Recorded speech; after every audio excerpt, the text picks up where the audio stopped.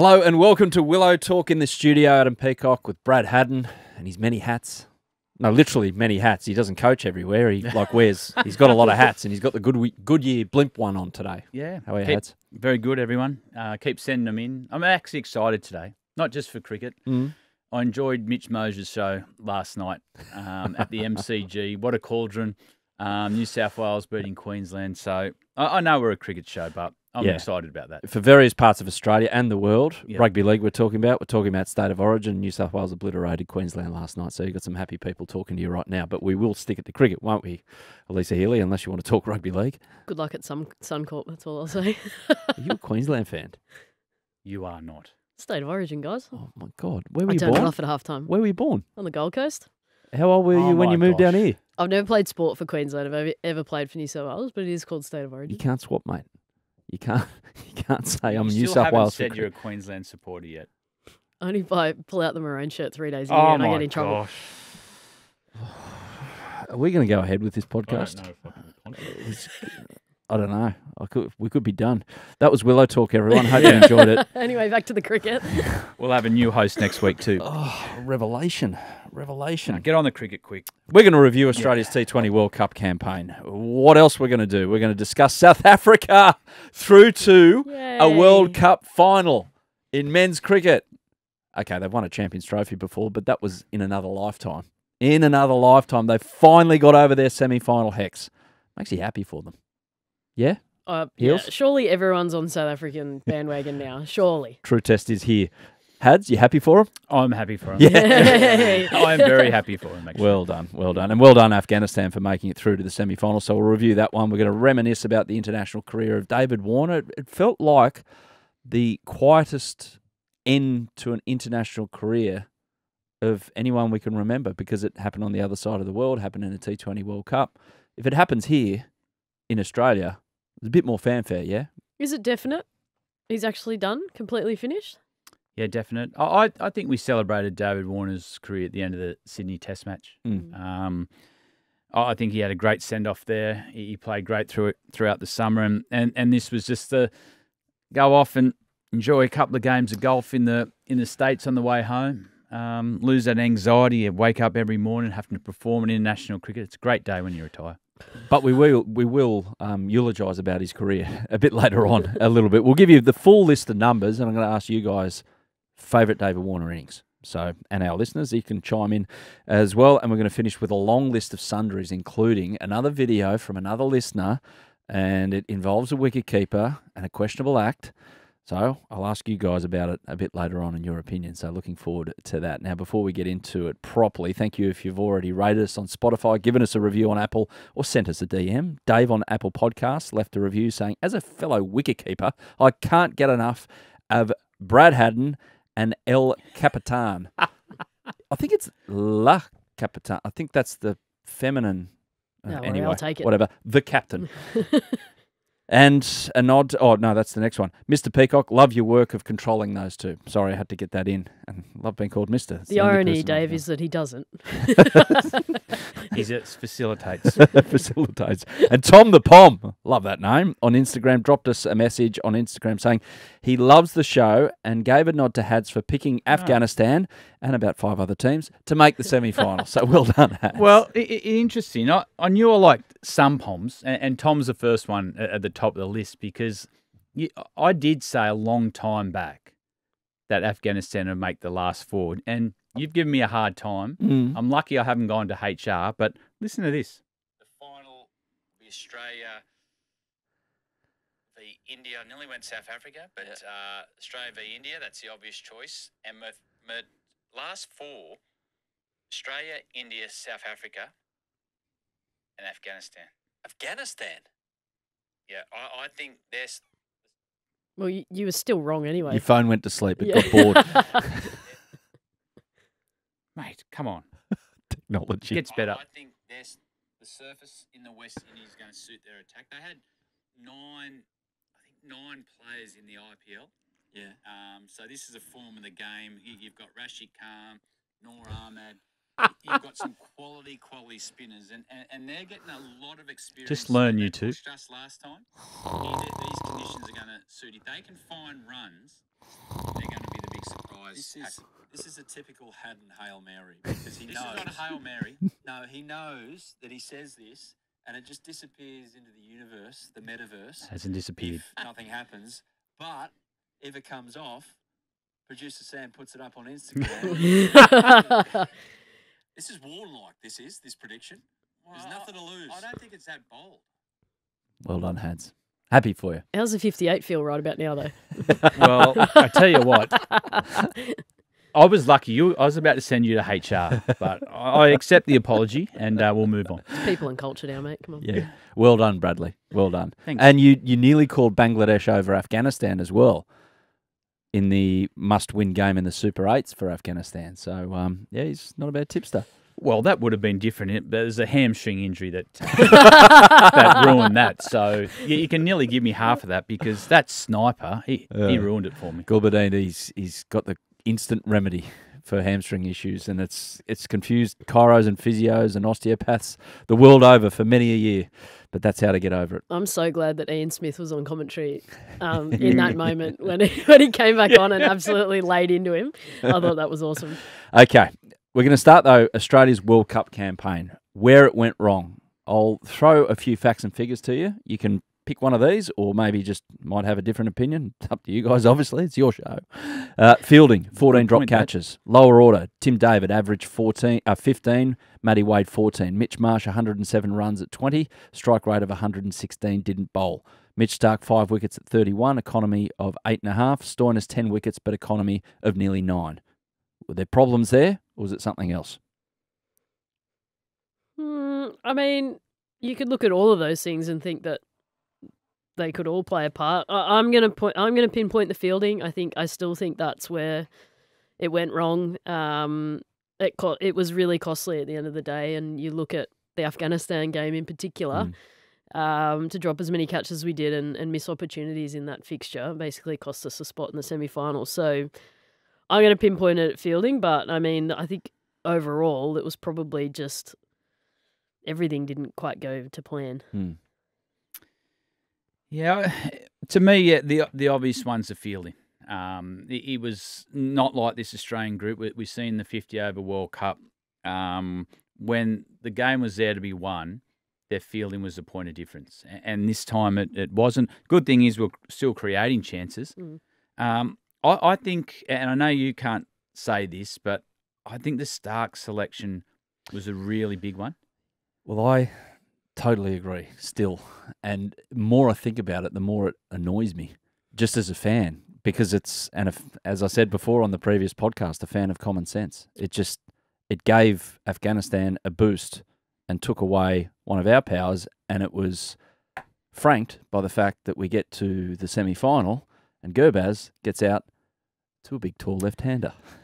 It's, fate has weird ways of working. But I'm not saying that if they pick Mitch Stark, they win their way through to the semi-final. Not definitively. But, geez, it gave Afghanistan a boost. Well, I just look at it, and I agree with Agar playing with the surface and all their planning and everything went into Agar playing. So I agree with all that. I just, to not play Stark against a team like Afghanistan, look, we could have done exactly the same. I think the decision was that big there. Stark, he gets a couple of wickets there in the first couple of overs. If he doesn't, you take him off. And he got enough to cover. And I just think that was a really big moment in the tournament for Australia. Okay, here's a question for you, a hypothetical if you like. What's more likely, a selector or Andrew McDonald coming out and putting their hand up and saying, yeah, we got that one wrong, or Julian Assange getting a state dinner at the White House? What's more likely? The dinner at the White House. They don't like admitting.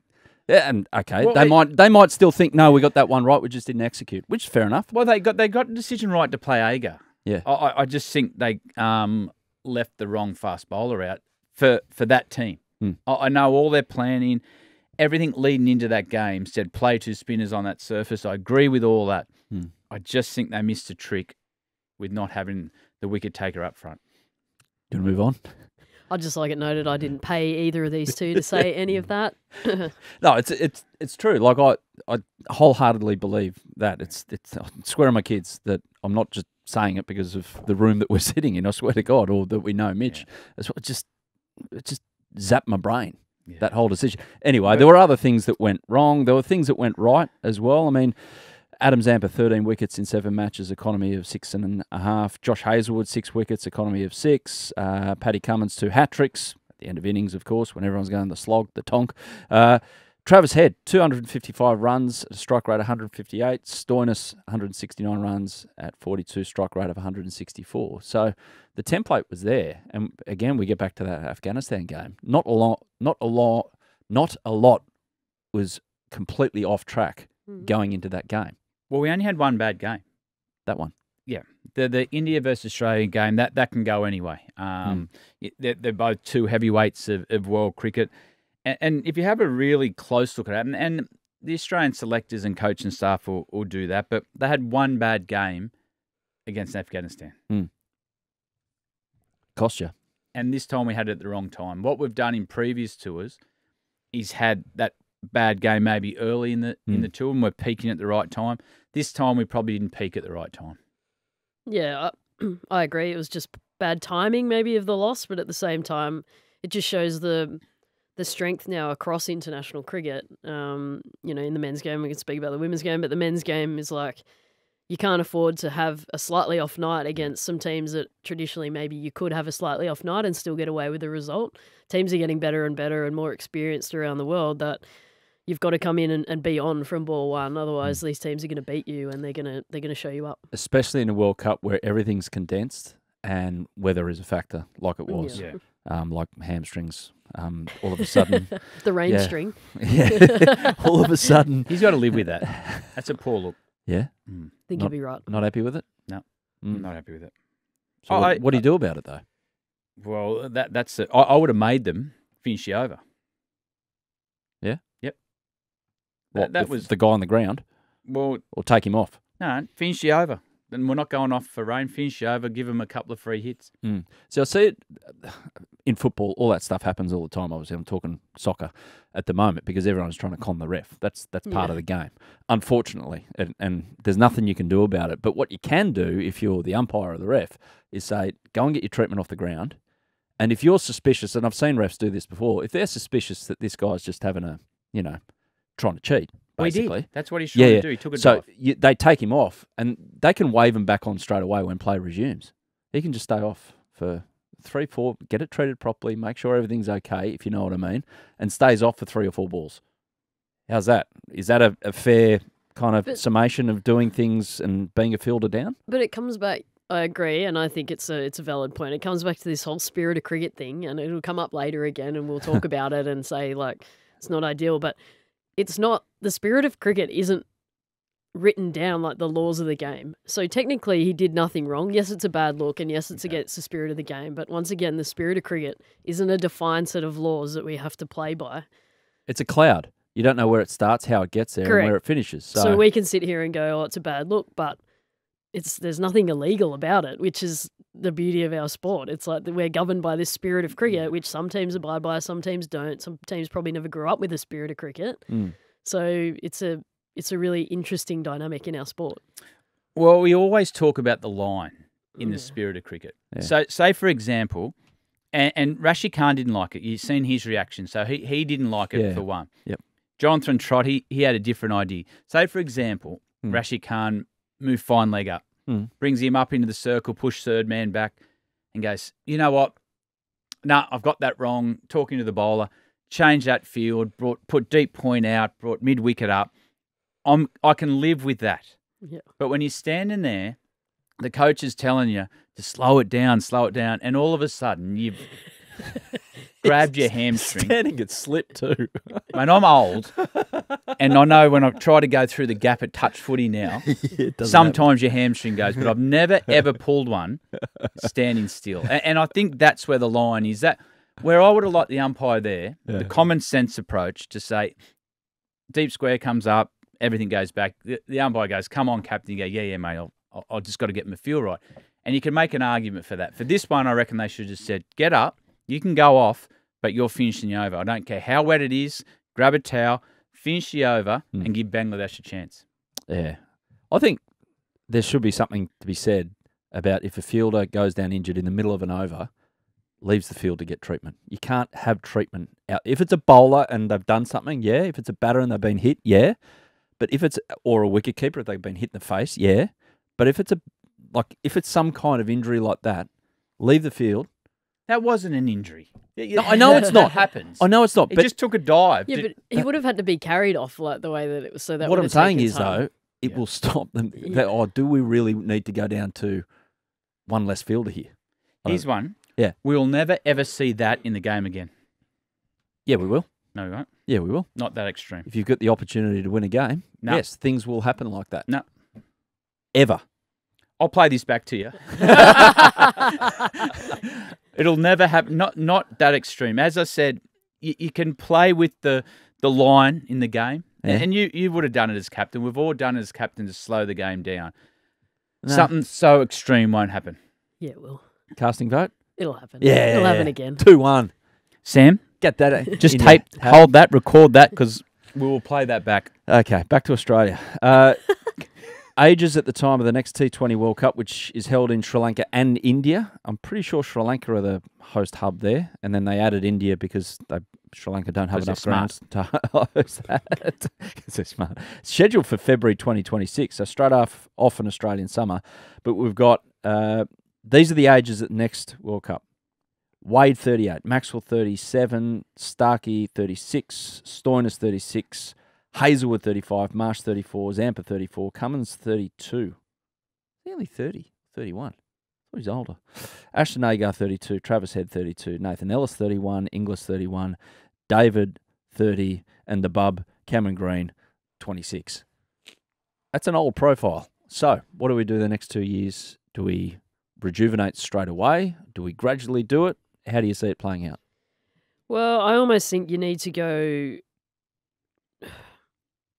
next gen. Like, that sounds a bit harsh, but I feel like probably looking at that squad right now, a lot of those maybe either finishing up or they're going to go play franchise cricket anyway. So any opportunity for T20 cricket for Australia coming up, I would imagine that they're going to play the next generation, knowing what's about to unfold in a T20 World Cup.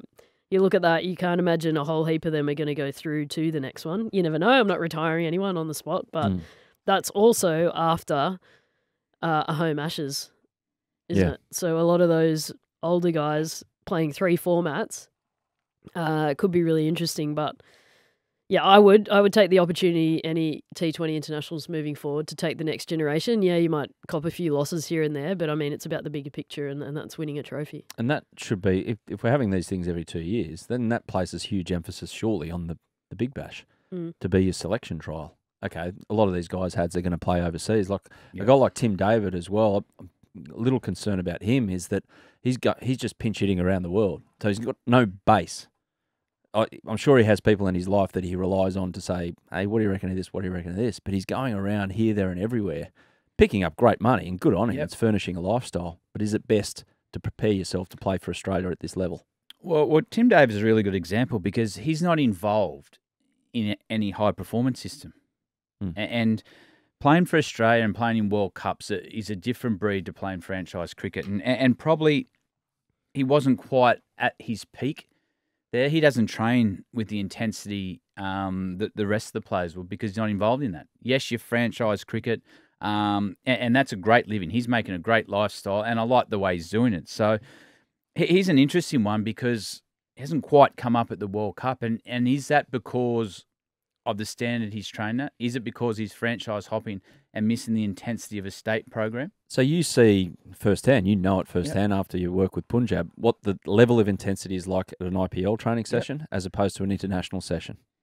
Is there a big difference? Well, the big difference is, say in an IPL setup, say you've got Johnny Bairstow, he's getting ready to perform for his franchise, but also in the background, his staff back in England are making sure his numbers are where they need to, his intensity of where he trains at is at a certain point to get him right for World Cups, and he's in a first-class system at home. So that's the one thing.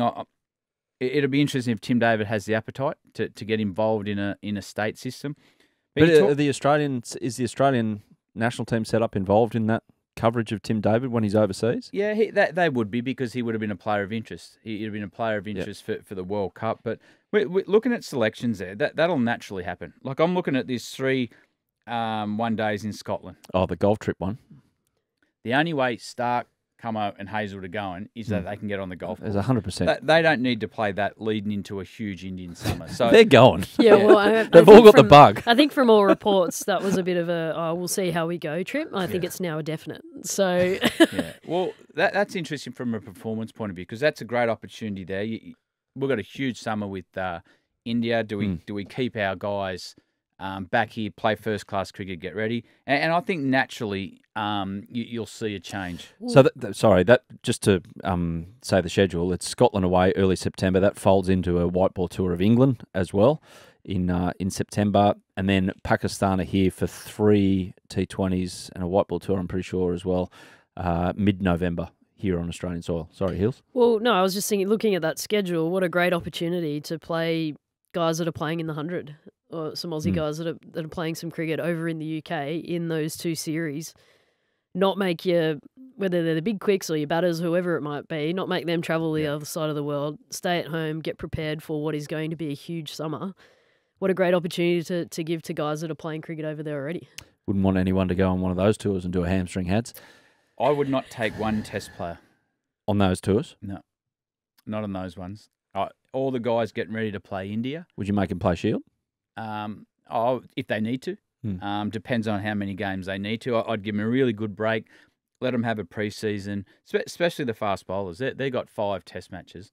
And if we're, touch wood, lucky enough that those 3 could go through every Test match, and having that preparation at home gives them that best opportunity. And that's a great tour to start with some young guys. You're away from Australia, you say, this is a standard we want to play for Australia. This is how we're going to train, and educate them on what it looks like on being on the road.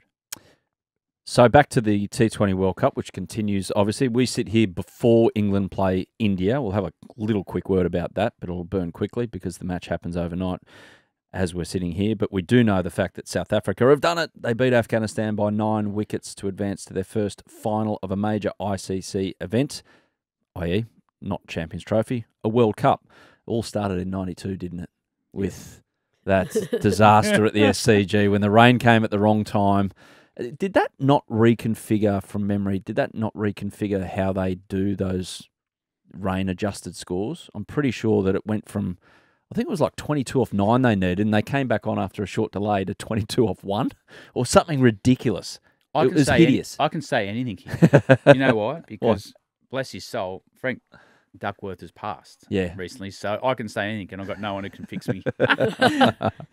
Yeah, it was a weird event. But anyway, the point is, after all that heartache, 99 as well, I mean, they didn't even get the opportunity in 2003 on home soil to make a semi-final because they balls that one up as well.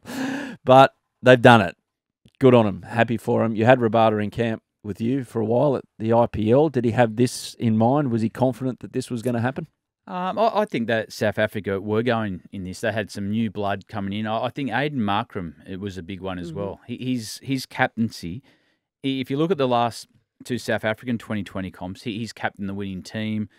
And they played more of a squad mentality during this one. They had confidence in their whole squad to pick at any stage. They had a good balance. They got probably as good as middle order as anyone, with Klaasen and Miller and Stubbs hitting their peak at the right time. So it was all set up for him to have a big tournament. But Aiden Markram's the one, to me, that I think his leadership has taken a lot of anxiety out of this is what we have to do, and just getting the process right and playing a style that'll be successful. Yeah, I agree. I think he's probably severely underrated in as a player for South Africa as a whole, but also as a leader within that group. I think even just watching him captain those teams in South Africa, but also the opportunity to captain Hyderabad. Was it last year? Last year, yeah. You got sacked for Cummo this year. Yeah, that's right. But to do it on the big stage in the IPL and be as calm as what he is and show great leadership, highly underrated. But surely now everyone in Australia is going for South Africa. I mean, obviously India, England got big fan bases, but surely Australia are cheering for South Africa. Surely. Yeah, I am. I am. For sure. 100%. Given who's left. No, pressure's on India as well. to get things right. So wait and see They how haven't it all got pans a out. great record since 2011 in World Cup events, so they've got a lot of pressure on them, more than normal, to get into the final. Mm. Oh, hang on. Do I need to replay my clip of when I said that earlier? Can't remember that. Ah, That's I copped a bit of shtick for that. shtick. That, by the way, it was 22 off 13, and then they came back after a short delay because of having to get the game done that night. It was 21 off 7 that they needed. So they readjusted a whole over and took one run off the Would have chase. been good to watch. Maybe they needed Ollie Robinson. Have a look bowling. back at. Oh, we'll get to him. Full credit to Duckworth and Lewis and Stern for So what when did they've Stern done. get involved, by the Well, way? I think when T20 cricket came in, didn't Okay. it? But like, full credit to them for coming up with a system that, to give us something. But my God, does anyone understand any of it? No. Well, it's one of those where if it all seems okay, everyone just goes, well, that's how it's meant to work. But if it all seems wrong, it's like, who the hell are these blokes? Yeah. Why do they get involved in cricket? What? Just You know who immense does blow-ups. understand it? Who? Afghanistan.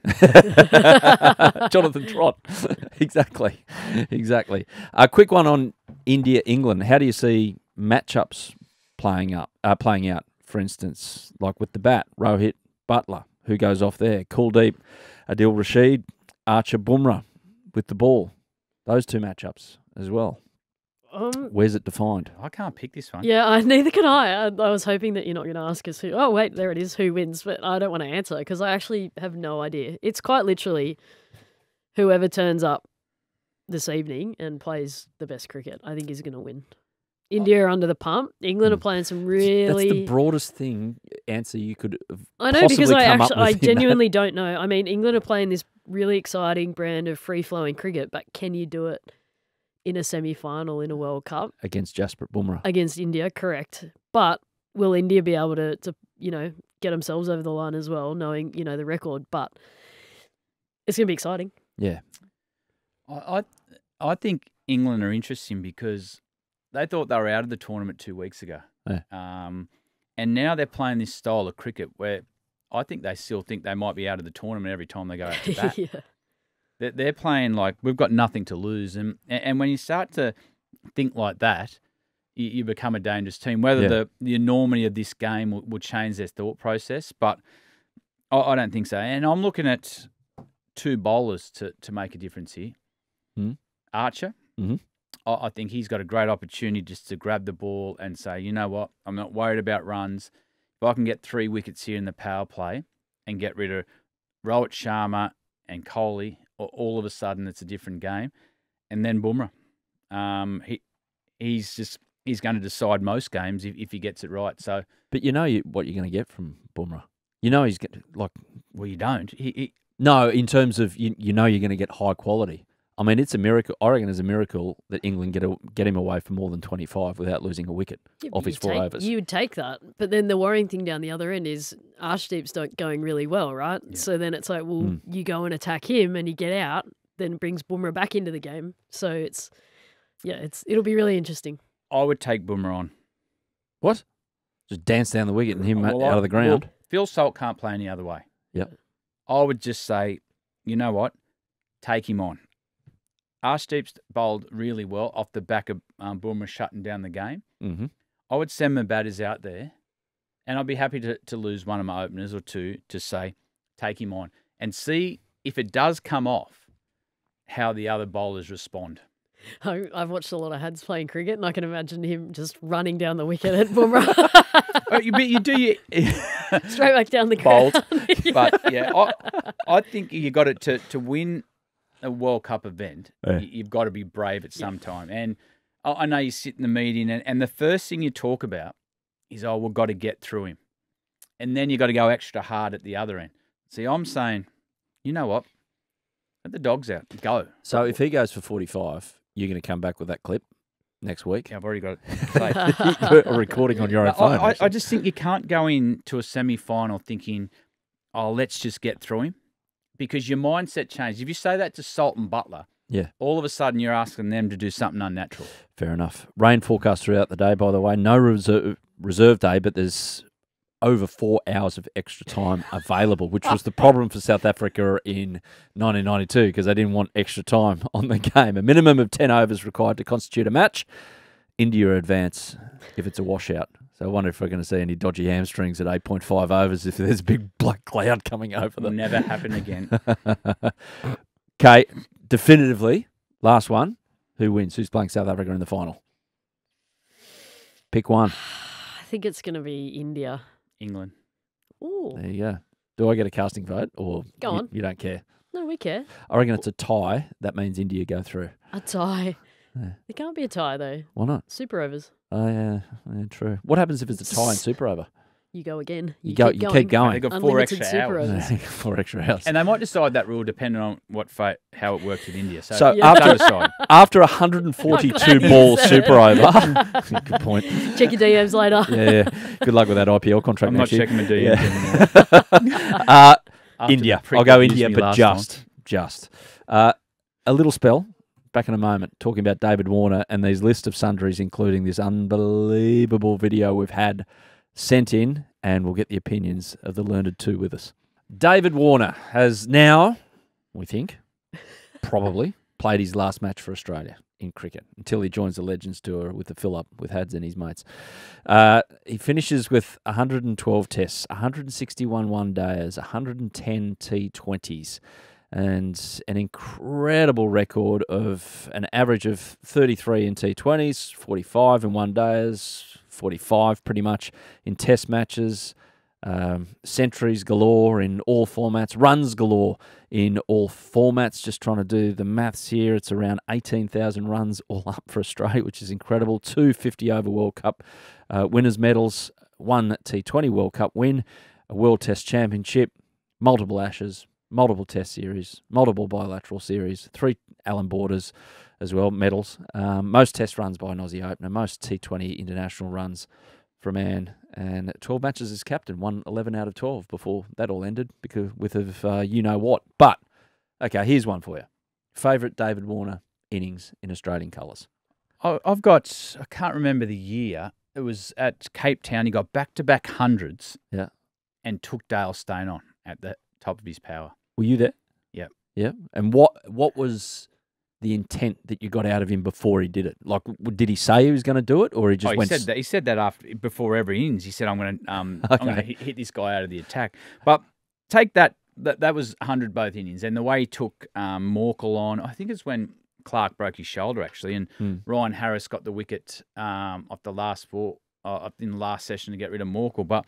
That's not what I remember most about David Warner. What I like about it, we go through his stats there, and we can make an argument that he's our best 3-form player ever. One of our best openers. He's got 4,900, second only to Ricky Ponting.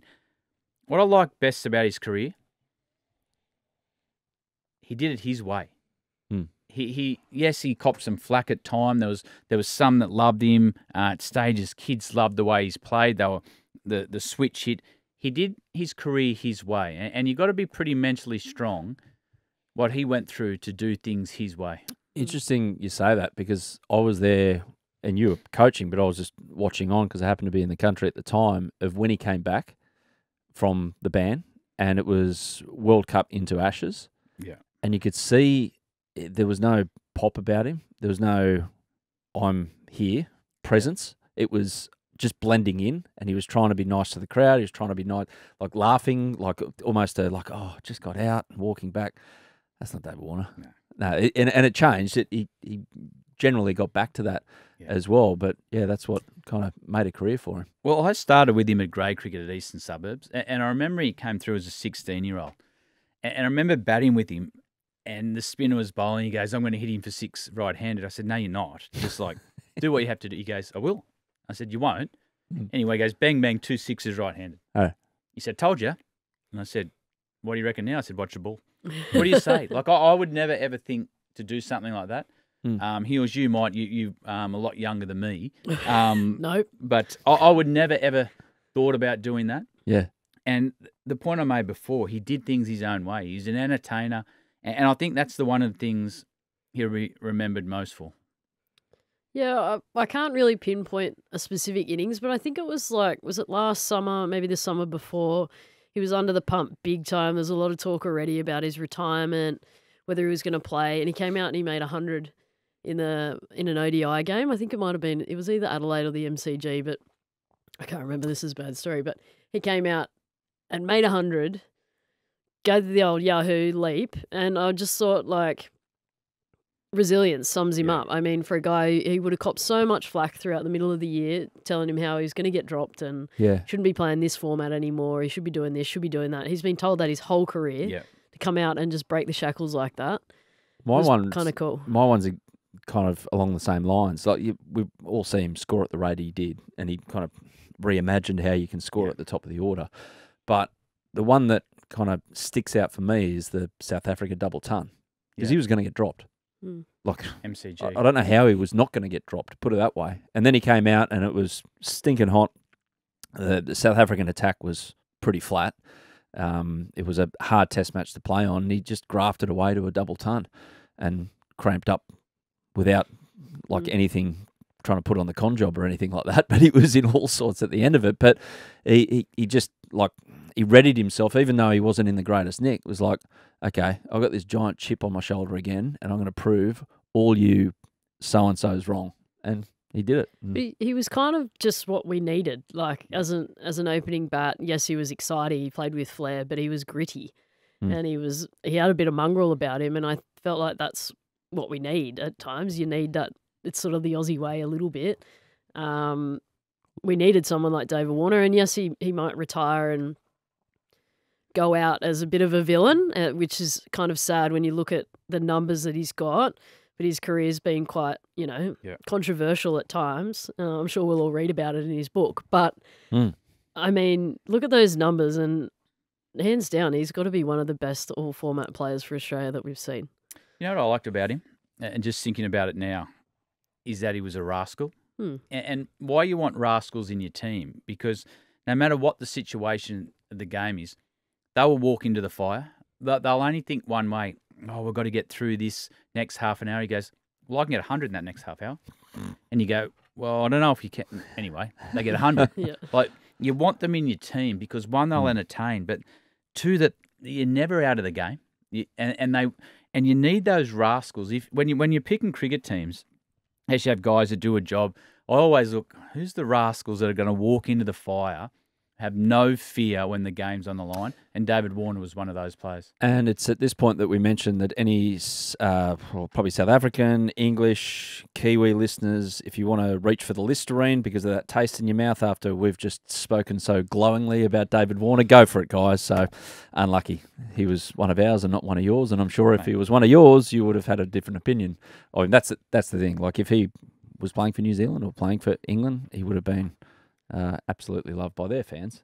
But because he was a little bit of a divisive character across enemy lines, there you go. Enjoy the golf course, you deserve it.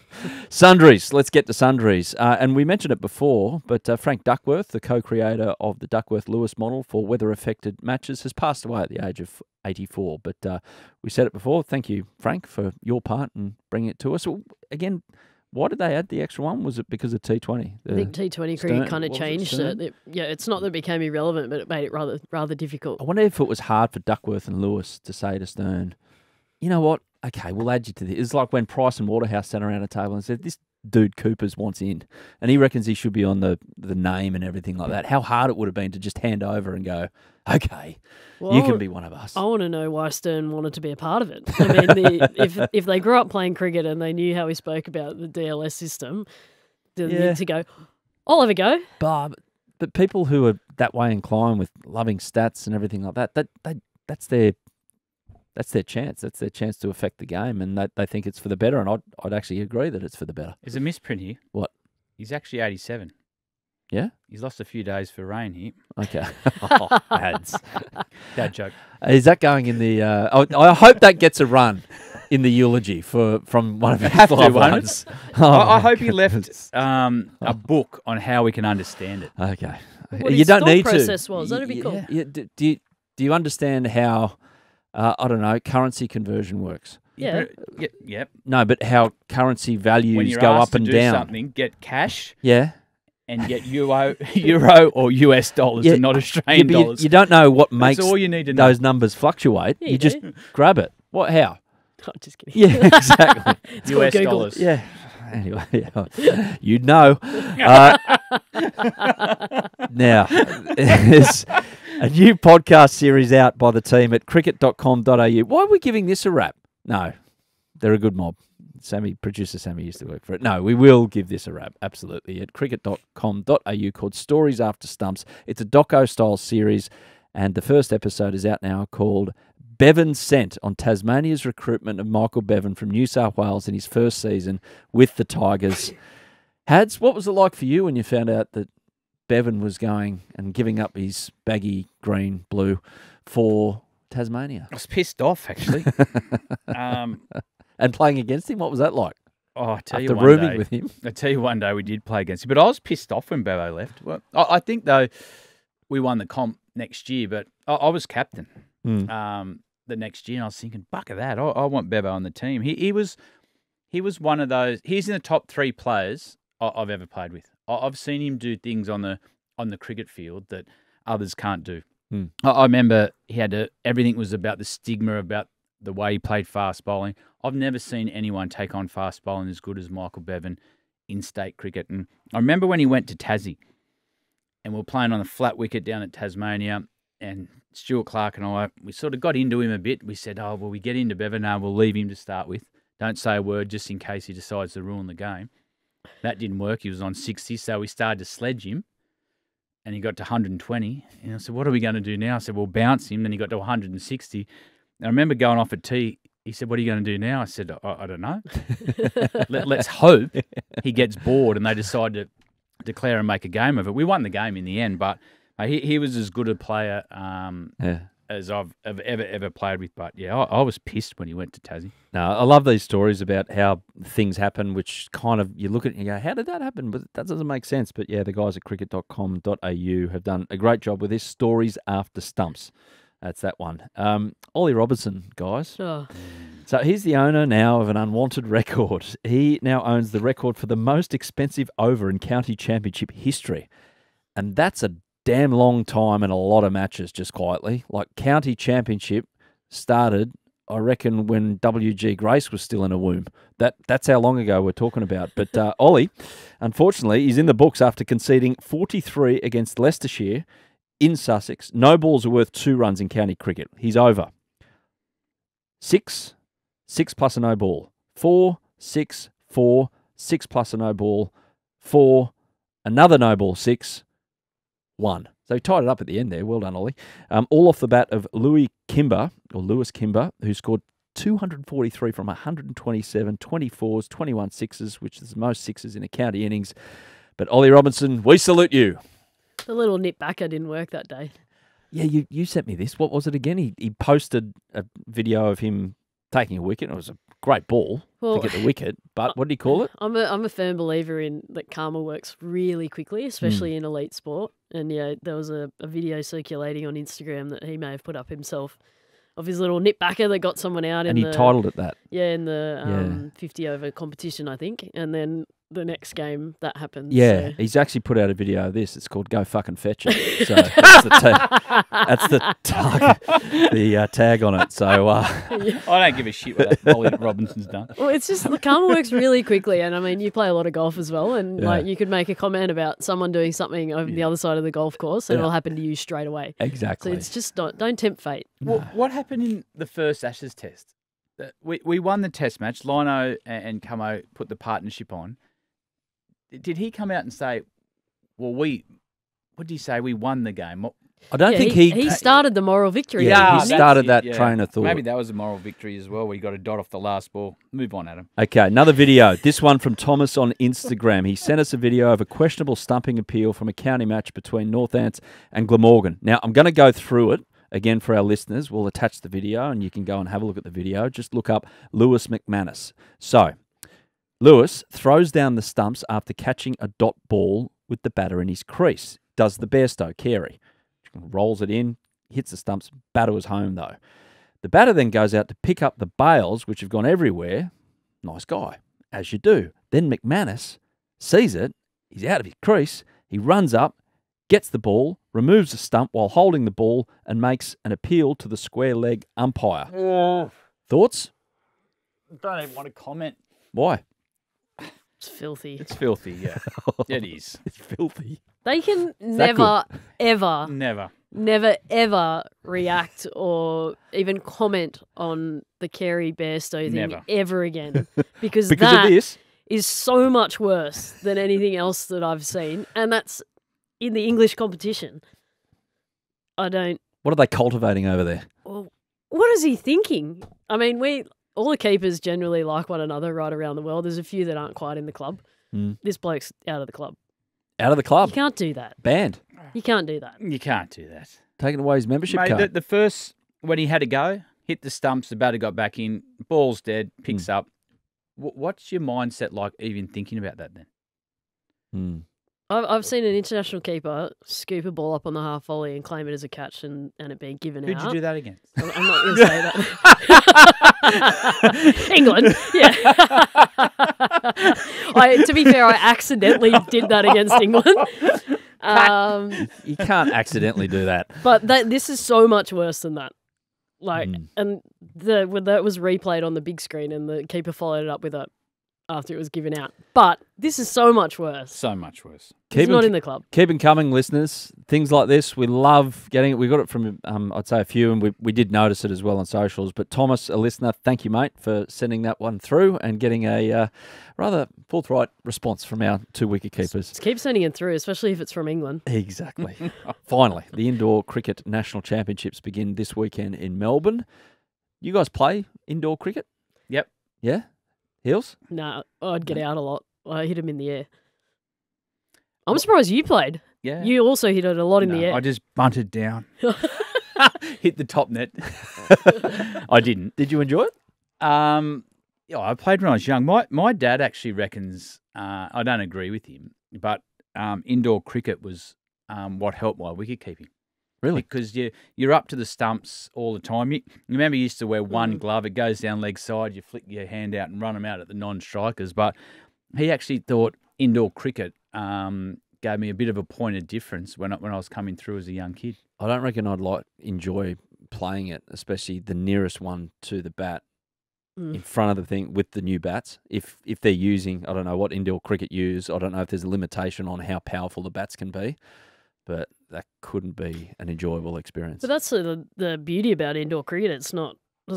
You don't have to be powerful to be good at it, right? And that's the beauty of it. But I agree with you. I grew up playing alongside Claire Koski, who I think still has some of the best hands in the game, and she played a lot of indoor cricket. Yeah. Same thing. She was just so fast behind the stumps. Yeah. All I used to remember is trying to hit a six and hit the pizza box. Yeah. Hit the pizza box, you got a free pizza at Domino's. So it was like the precursor to the ING sign or the Mercantile Mutual you'd sign. miss it, get out 10 times, and once every 3 weeks you'd hit it. But it cost your team 3 results. I remember the War Twins. It used to be on Channel 9 back in the day. You used to put it on at lunchtime and things like that. Yeah. They'd show the national championships. And the War Twins played a bit of it, didn't they? Or the War Boys. Yeah. Like Dean as well. They got involved. And I wonder if Mark War honed a lot of those, that hand-eye in the field in indoor cricket. I don't think I loved cricket enough to then do it inside as well. I went and played another sport. Right. Who would be, if you would pick a current national team player to go and play for Australia in indoor cricket, who do you reckon you'd throw at them? Marnus. Yeah. Because he'd want to get right under the nose fielding. Mate, he'd bowl his little medium paces, his leggies. The chat that echo in the barn he'd that you're find in. a way to indoor cricket. You sort of tap the ball on the head and hit it to the top, and he'd find a way. Yeah. And indoor cricket, I reckon I was sledged the most I've ever played when you used to play indoor cricket. Good. And then when you hit a one, the keeper would get the ball and throw it at the back of your head. Oh, sorry, I was going for the stumps to the non-strike. I say, mate, I was 2 meters away. Got mine back. Who would have thought? From the women's game, a teammate? Well, I was thinking, I reckon most skillful would be Beth Mooney, but most enthusiastic, Phoebe Litchfield. Okay. I think she'd be quite good at it. Same vibe. Like she'd Yeah. have a bowl, she'd have a keep, she'd have a bat. She'd be everywhere. And she'd find a way, I reckon, to be the best at it. She'd be right-handed. She'd play right-handed. We covered some ground there on this edition of Willow Talk, but thank you, Heels. Thank you, Hads. It's been a pleasure. Thank you. And good news for you guys is later in the year, I'm going away for a couple of weeks. So it could be just you two in the studio. Oh. It's like Keeping it real is coming to fruition. keeping it real. Well, Adam's actually not going away for a few weeks. We finally got him. We're going to have to get another wicketkeeper. Oh, yeah. Darren Berry, you can sledge each other. We've got a few months to figure that Well, out. we wouldn't talk. That was Willow Talk. Enjoy the T20 finals, everyone. We'll be back soon. Yeah, thanks for watching the Willow Talk podcast on YouTube. Don't forget to hit the subscribe button so you don't have to miss an episode wherever you are. And while you're at it, check out these videos up here. They're mostly good.